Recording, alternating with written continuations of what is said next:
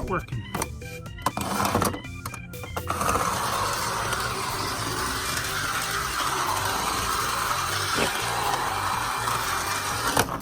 Whoa.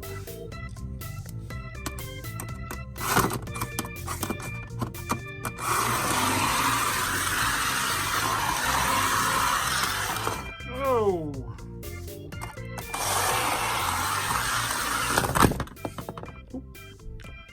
Can you put an O gauge train on a O scale track? Kind of.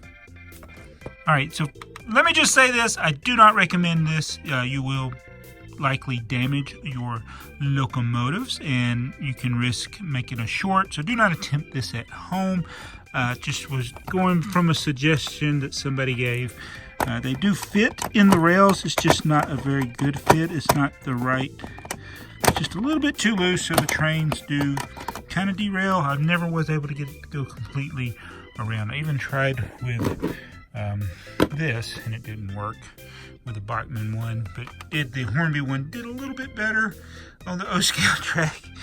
Had a few collisions.